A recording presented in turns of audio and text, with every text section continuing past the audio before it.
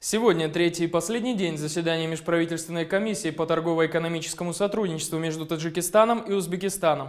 Обе стороны надеются, что противостояние соседских республик, которое уже длится 23 года, на самых различных уровнях, если и не прекратится одномоментно, то отношения все же потеплеют.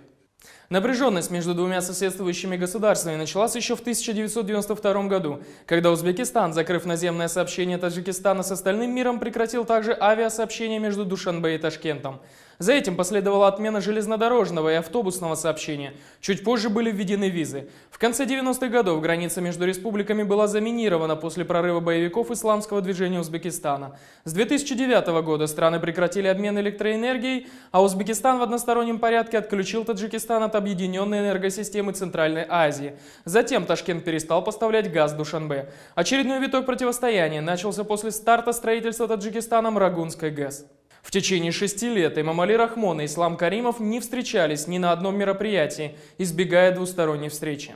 В чем была причина подобных разногласий между соседями и можно ли предполагать, что отношения улучшатся после заседания Межправкомиссии? Мнение российского политолога Алексея Дундича. Известно, что отношения между Узбекистаном и Таджикистаном достаточно сложные, есть определенные проблемные моменты, которые необходимо обсуждать. И хорошо, что после долгого перерыва как раз заседание этой комиссии все-таки состоялось. Это означает, что есть взаимный интерес, есть необходимость к обсуждению этих вопросов.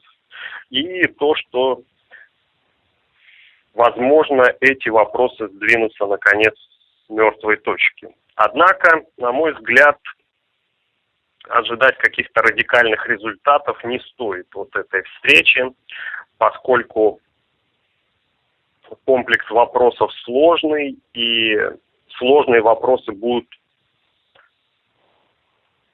были обойдены стороной, потому что задача, по крайней мере, начать, возобновить это сотрудничество. Кроме того, есть некая разность интересов, потому что Узбекистан не участвует в интеграционных образованиях на пространстве Дружества независимых государств.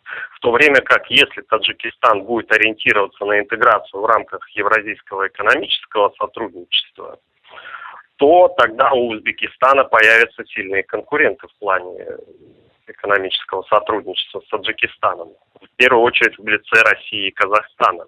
Первая встреча Рахмона с Каримовым после долгого перерыва состоялась в сентябре прошлого года в Душанбе на полях саммита Шанхайской организации сотрудничества. После этого средства массовой информации заговорили о начале разморозки отношений. От Межправкомиссии, закончившей работу сегодня, ожидали едва ли не революционных достижений. Отмены визового режима, возобновления авиа и железнодорожного сообщения, начало поставок газа и обмена электричества, усиление бизнес-контактов. Между тем, источник Азади в Ташкенте сообщил, что Узбекистан не намерен решать все слишком быстро, и переговоры будут поэтапными. Рустам Азимов, вице-премьер Узбекистана, заявил, что именно экономическое сотрудничество позволит развязать все те большие узлы, которые образовались во взаимоотношениях двух стран в прошедшие годы.